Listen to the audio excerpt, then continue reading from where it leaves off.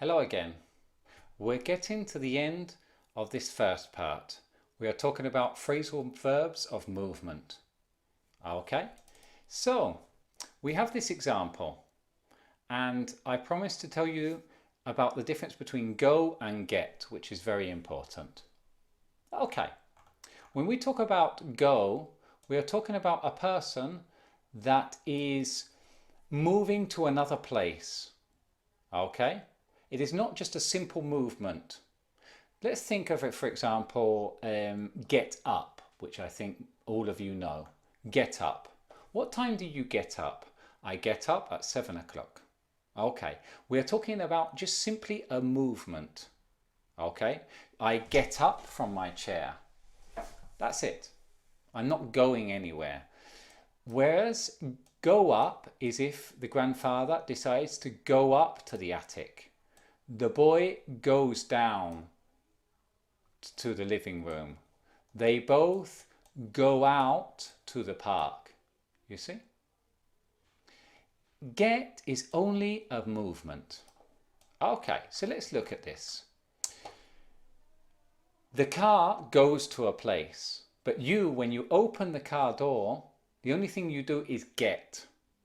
When the train doors open, you get. Okay, it is not go. So, with this in mind, can you tell me number 1, 2, 3 and 4? I will give you a little clue. A car is not the same as a train, as a plane, as, for example, an elephant. Okay? The action is slightly different. Okay?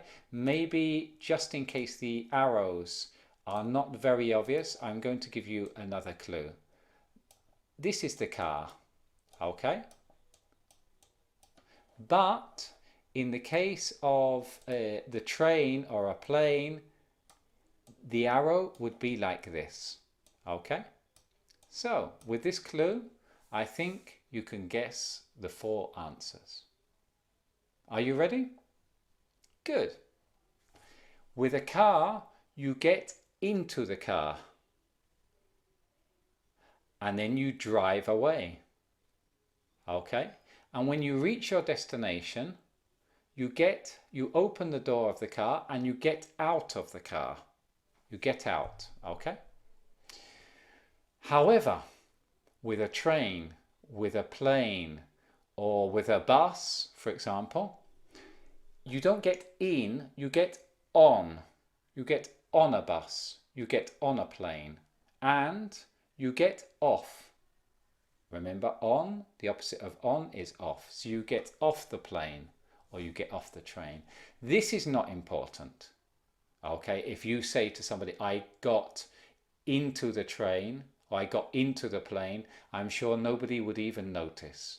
Again, it is just to understand the difference of what people are saying. Subconsciously, they are thinking in arrows. Okay? That is how their mind is working. What is more important is the difference between go and get. Go is that you are going to another place. Get is simply a movement. Okay. Are we ready? In the next chapter, we have the final exam for this unit, for this first section, which is phrasal verbs of movement. Then we will move on to other phrasal verbs which are logical, but maybe a little more difficult. See you next chapter.